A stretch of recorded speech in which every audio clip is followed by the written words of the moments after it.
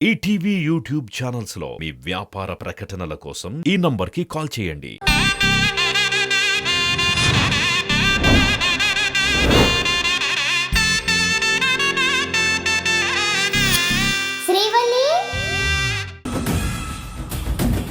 Hi bro, happy friendship day. ఏంటి bro అలా చూస్తున్నావు? ఈరోజు ఆగస్ట్ 1st డే, అంటే ఫ్రెండ్షిప్ డే కదా. ఈరోజు ఫ్రెండ్షిప్ డేనా కాదా అని కాదు నేను అలా చూస్తుంది. మీరు ఎవరో నాకు తెలీదు. పరిచయం కూడా లేని వ్యక్తికి ఫ్రెండ్షిప్ డే చెప్తున్నారు ఏంటా అని అలా చూస్తున్నాను. దాందే ఉంది బ్రో, తెలుసుకుంటే సరిపోతుంది కదా. అయినా ఫ్రెండ్షిప్ డే సెలబ్రేట్ చేసుకోవడానికి, విషెస్ చెప్పుకోవడానికి పరిచయాలు, చైల్డ్హుడ్ ఫ్రెండ్షిప్స్ అవసరం లేదు కదా. మీరేం చెప్పాలనుకుంటున్నారో నాకు అర్థం కావట్లేదు. సింపుల్, ఈ రోజు నుంచి మనం ఫ్రెండ్స్ అయిపోదాం, ఓకేనా? నాకు కనీసం మీ పేరు కూడా తెలీదు. ఓ అవును కదా, my name is Jack. I'm Tridev.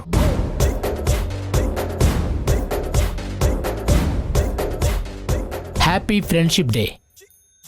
మిమ్మల్ని కలిసినందుకు నాకు చాలా హ్యాపీగా ఉంది. నాకు మాత్రం ఆశ్చర్యంగా ఉంది. వాట్ బ్రో, ఇప్పుడు మనం ఫ్రెండ్స్ అయిపోయాం కాబట్టి సరదాగా ఉందాం, కమాన్. ఇంతకీ మీరేం చేస్తారు?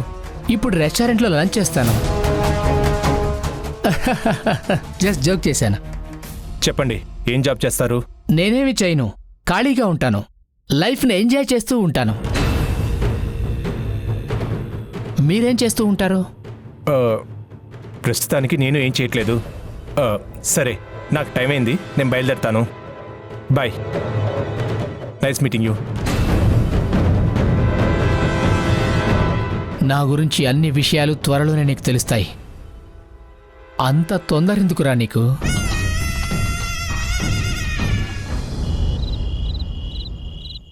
అమ్మా అమ్మా, వస్తున్నాను శ్రీవల్లి.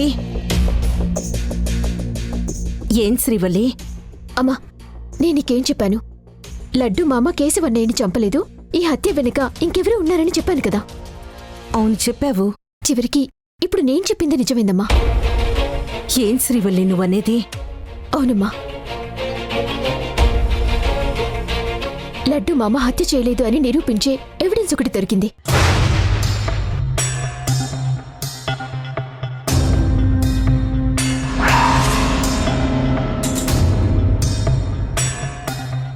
అవునా? అవునమ్మా, రేపు కోర్టు వాయిదా ఉంది కదా. నాకు దొరికిన ఆధారాన్ని కోర్టులో సబ్మిట్ చేసి లడ్డు మామ నిర్దోషి అని నిరూపిస్తాను.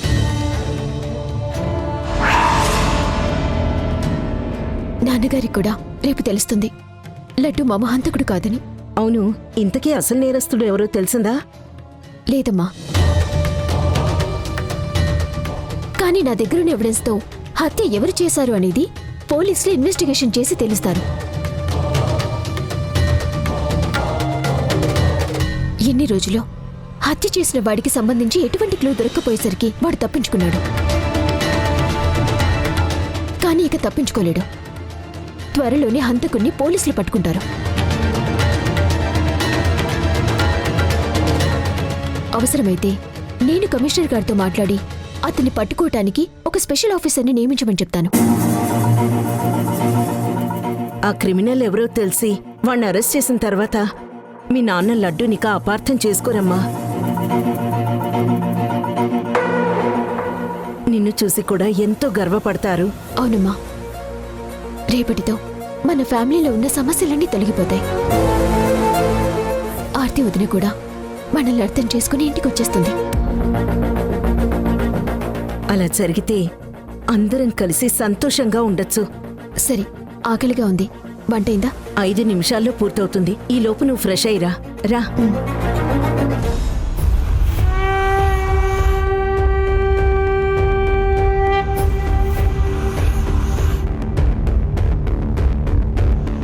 రేయ్, రెగ్యులర్గా మనం కలిసే ప్లేస్కి అర్జెంటుగా వచ్చాయి.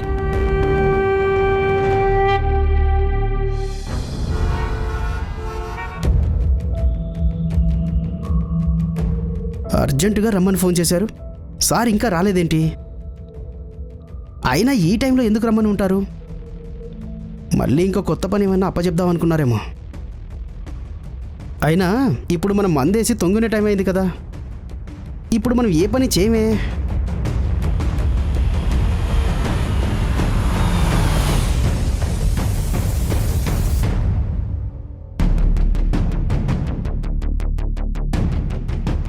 ఏంటి సార్ అంత అర్జెంటుగా రమ్మన్నారు? రేయ్, నేను శ్రీవల్లి ఆ శ్రీనగర్ కాలనీ నుంచి వచ్చేశాక అక్కడ ఎస్ఐకి ఏమైనా ఆధారం దొరికిందా? నేను చూసినంత వరకు ఎస్ఐ గారికి ఏమీ దొరకలేదు సార్. అంటే నువ్వు చూడనప్పుడు దొరుకుండొచ్చు అంటున్నావా? అది కాదు సార్, వాళ్ళు చాలాసేపు ఆ ప్లేస్ అంతా వెతికారు. దొరికే అవకాశం ఉండొచ్చు.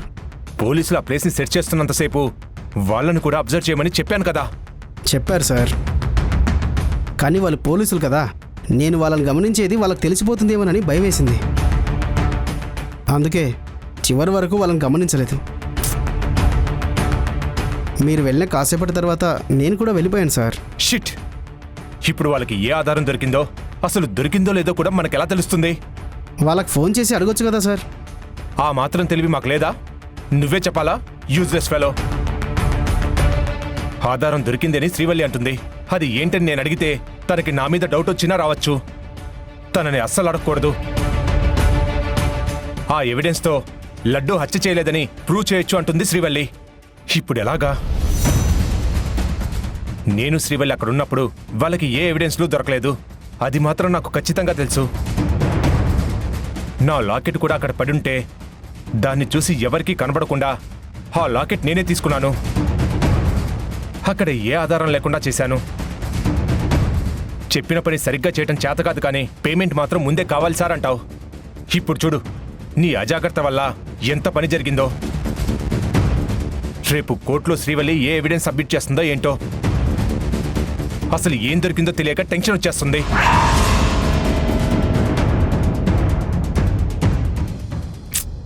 పోరా ఇక్కడి నుంచి.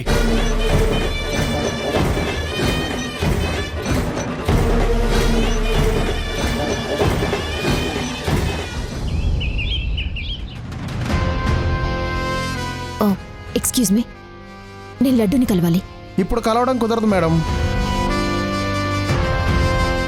మేము అతన్ని ఈరోజు కోర్టుకు తీసుకువెళ్ళాలి. కోర్టుకు వెళ్లే ముందు ఎవరిని మేము కలవనివ్వం. నేను చెప్పింది అర్థమైందిగా? ఒకసారి నన్ను కలవనివ్వండి. సారీ మేడం, కలవడం కుదరదు. మేడం, మీరు లడ్డూని కలవచ్చు. నాకు కమిషనర్ గారు ఫోన్ చేసి చెప్పారు. మీరు తనను కలవడానికి పర్మిషన్ తీసుకున్నారంట కదా? అవును సార్. మీరు వెళ్ళి లడ్డూని కలవండి మేడం. Thank you.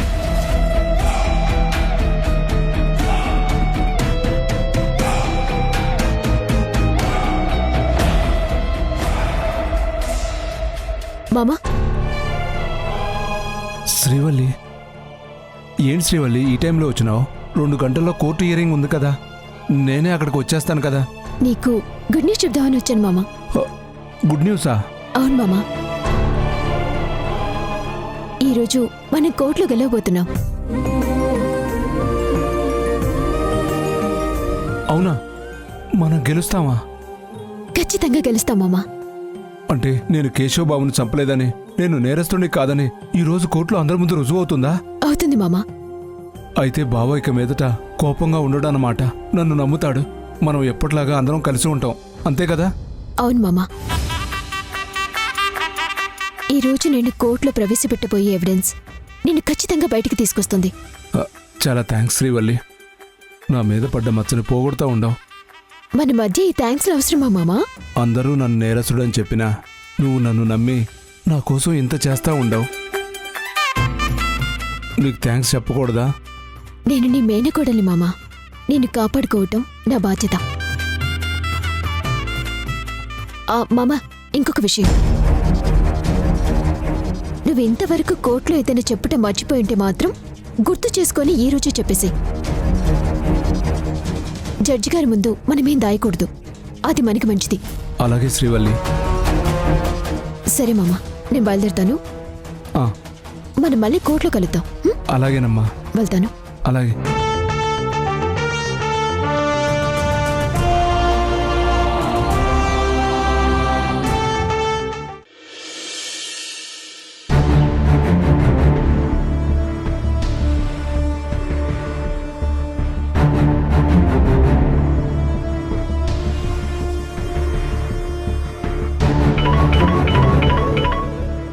సార్, నేను కోర్టు దగ్గర ఉన్నాను సార్. అవునా? అలాగే సార్. ఒక్క నిమిషం ఇక్కడే ఉండండి, ఇప్పుడే వస్తాను.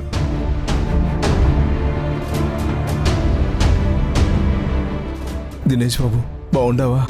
నువ్వు మా జీవితాలతో ఆడుకుంటుంటే ఎలా బాగుంటావు అనుకుంటున్నావు? అసలు ఎందుకు ఇలా చేసావు? మా అన్నయ్యని ఎందుకు చంపేశావు? కేశవ్ బాబుని నేను హత్య చేయలేదు బాబు. ఆపు నీ నాటకాలు. చేయాల్సిందంతా చేసి ఇంకా ఎందుకు అబద్ధాలు ఆడుతున్నావు? నేను ఇంట్లో నుంచి వెళ్ళిపోయాక కేశవ అన్నయ్య నాన్నకి తోడుగా ఉంటాడనుకున్నాను. కానీ నేనేదో అన్నాడని పెద్ద రచ్చ చేసి వాళ్ళని ఇంట్లోంచి బయటకు పంపించేశావు. అంతటితో ఆగకుండా ఇప్పుడు అన్నయ్య ప్రాణాలే తీసేశావు. అసలు నువ్వు మనిషివేనా? మా నాన్న అందరితో పాటు నిన్ను బాగానే చూసుకున్నాడు కదా, ఆస్తులు వాటా కూడా ఇచ్చాడు కదా, ఇంకా ఏం ఆశించి ఇంత దారుణాన్ని కూడగట్టావు? నేనే తప్పు చేయలేదు బాబు, నన్ను నమ్మండి. నార్మల్. హరిశ్చంద్రుడు అబద్ధం ఆడతాడేమో కానీ మా నాన్న అబద్ధం ఆడాడు. అలాంటి మా నాన్న చెప్పిన మాట కాదని హంతకుడివైన నిన్ను నీ మాటల్ని నమ్మమంటావా? నువ్వు శ్రీవల్లిని ఎలా నమ్మించావో తెలియదు కానీ తను నీ కోసం కన్న తండ్రిని ఎదిరించింది. నీ వల్లే నాన్నకి శ్రీవల్లికి మధ్య గొడవలు కూడా వచ్చాయి. అసలు మా కుటుంబం నీకేం అన్యాయం చేసింది? మేం ప్రశాంతంగా ఉండడం నీకు ఇష్టం లేదా? మమ్మల్ని ఇలా బాధ పెడుతున్న నిన్ను ఆ దేవుడు కూడా క్షమించాడు. నీకు ఖచ్చితంగా శిక్ష పడుతుంది. ఇప్పటికైనా నీ తప్పును ఒప్పుకొని నీ అంతటి నువ్వే జైలు శిక్ష అనుభవించు. శ్రీవల్లిని ఇంకా నమ్మించాలని చూడకు. కనీసం నాన్న శ్రీవల్లి మధ్య గొడవలైనా ఇంతటితో ఆగిపోతాయి. లోపలికి తీసుకురండి.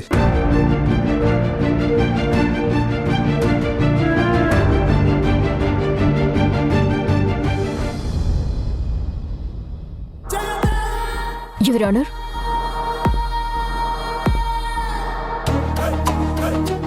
గౌరవనీయులైన కోదండరామయ్య గారు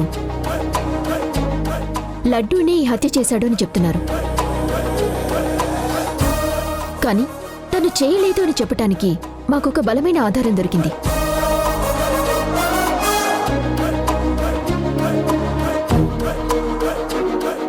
ఆ ఆధారంతోనే నా క్లయింట్ లడ్డు హంతకుడు కాదు అని నిరూపించబోతున్నాను. అందుకని నేను ఆ ఎవిడెన్స్ ని కోర్టు వారికి సబ్మిట్ చేయడానికి పర్మిషన్ ఇవ్వాల్సిందిగా కోరుతున్నాను. Objection your honour. Defence lawyer ముందుగా ఇన్ఫర్మేషన్ ఇవ్వకుండా లాస్ట్ మినిట్లో ఇలా ఎవిడెన్స్ సబ్మిట్ చేయడం కోర్టు రూల్స్ కు వ్యతిరేకమవుతుంది. మాకు ఎవిడెన్స్ కూడా చివరి నిమిషంలోనే దొరికింది యువర్ ఆనర్. అందుకే ముందుగానే మీకు ఇన్ఫార్మ్ చేయలేదు. Permission granted. Thank you sir.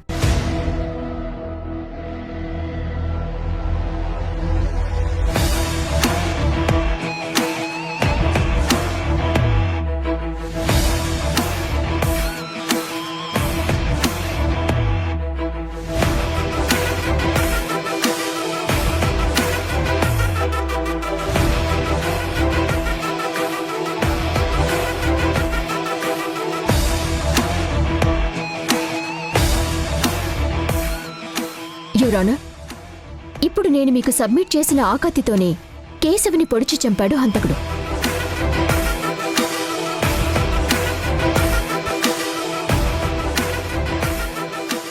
Police officer దగ్గర పర్మిషన్ తీసుకుని ఆ కత్తిని నేను ఇక్కడికి తీసుకొచ్చాను.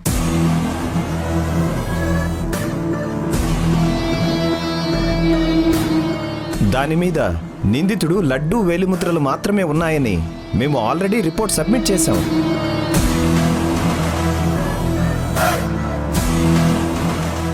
డిఫెన్స్ లాయర్ గారు మళ్ళీ ఆ కత్తిని కోర్టుకు ఎందుకు సబ్మిట్ చేశారో మాకు అర్థం కావడం లేదు. యువర్ ఆనర్, హంతకుడు హత్య చేసే క్రమంలో కత్తి మీద ఉన్న స్టిక్కర్ కూడా తీయటం మర్చిపోయాడు.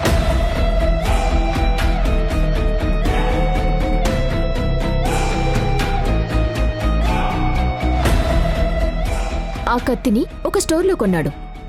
దాని మీద ఉన్న స్టిక్కర్ని బట్టి ఆ స్టోర్ని మేము ఐడెంటిఫై చేశాం.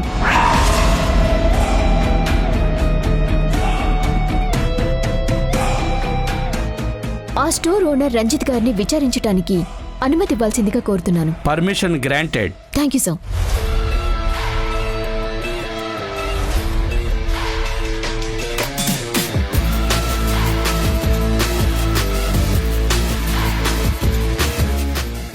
నమస్కారం.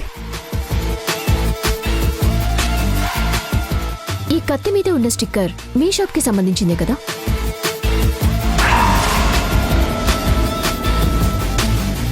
అవును లాయర్ గారు, అది మా షాప్ స్టిక్కరే.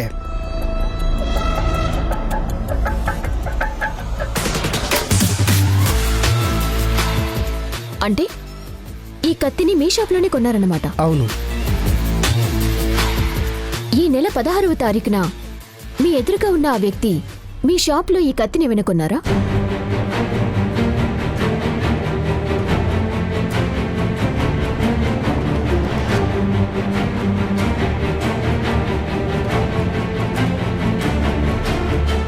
అతను మా షాప్కి ఎప్పుడూ రాలేదు.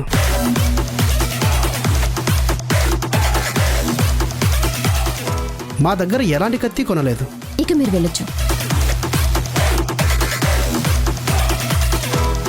I objection your honour. కత్తి నిందితుడే కొనాలని ఏముంది? వేరే వ్యక్తి కొని అతనికి ఇచ్చి ఉండొచ్చు కదా, దానితో హత్య చేసి ఉండొచ్చు కదా. యువర్ ఆనర్, ఒక వ్యక్తి ఎమోషనల్గా వెళ్తున్నప్పుడు కత్తి వేరే వాళ్ళు తీసుకొస్తారు, దాన్ని తీసుకుని హత్య చేద్దామనే ఆలోచన ఉండదు.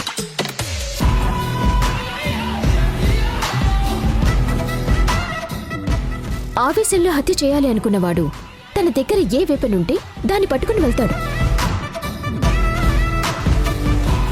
కోదండరామయ్య గారు చెప్పిన ఆధారాల ప్రకారం ఫోన్ మాట్లాడిన తర్వాత లడ్డు కేశవ దగ్గరికి ఎమోషనల్గా వెళ్ళాడే కానీ ఆయుధంతో వెళ్ళలేదు.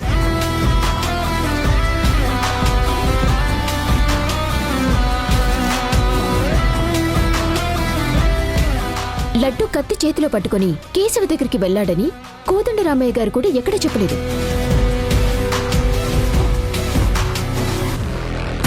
దీన్ని బట్టి చూస్తే అంత అర్ధరాత్రి పూట కేశవుని కలవటానికి వెళ్లిన లడ్డు లడ్డీ కప్పుల దగ్గర ఉన్న స్టోర్కి వెళ్లి కత్తి కొనుక్కొని వచ్చి హత్య చేసే అవకాశమే లేదు.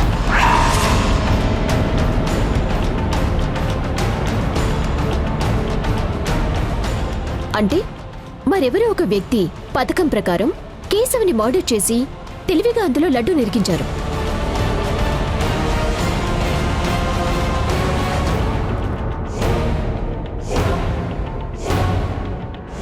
Your honour, with your permission నేను రెండవ సాక్షిగా ఇంకొక వ్యక్తిని కూడా ప్రశ్నించాలనుకుంటున్నాను. ఆయన ఈ కోర్టులోనే ఉన్నారు.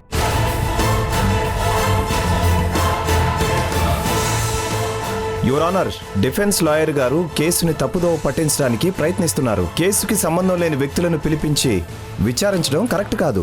లేదు యువర్ ఆనర్, కేసుకి సంబంధం ఉన్న వ్యక్తిని నేను విచారిస్తున్నాను.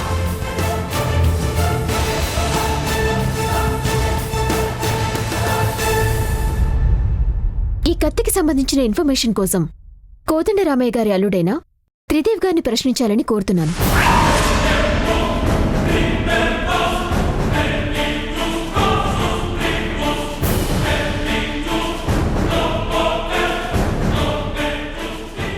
Granted. Thank you sir.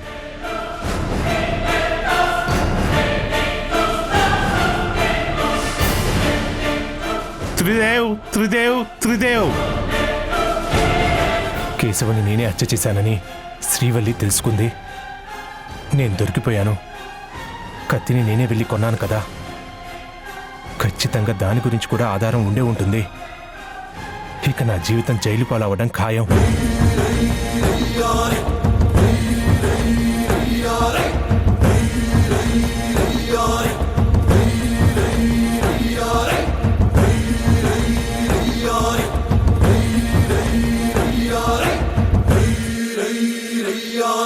కంపెనీకి సంబంధించి నేను ఒక నిర్ణయం తీసుకున్నాను. నా నిర్ణయానికి ఎదురు చెప్పకుండా నీ కూతుర్ని దానికి కట్టుబడి ఉండమని చెప్పు. నేనెప్పుడూ నాన్న నిర్ణయానికి ఎదురు చెప్పనమ్మా. ఆయన ఏం చెప్పినా అది ఆచరించడానికి సిద్ధంగా ఉన్నాను. ఇక నుంచి కంపెనీ బాధ్యతల్ని తను చూసుకోవాల్సిన అవసరం లేదని చెప్పు. మళ్ళీ కంపెనీ బాధ్యతలు మీరు చూసుకుంటారా?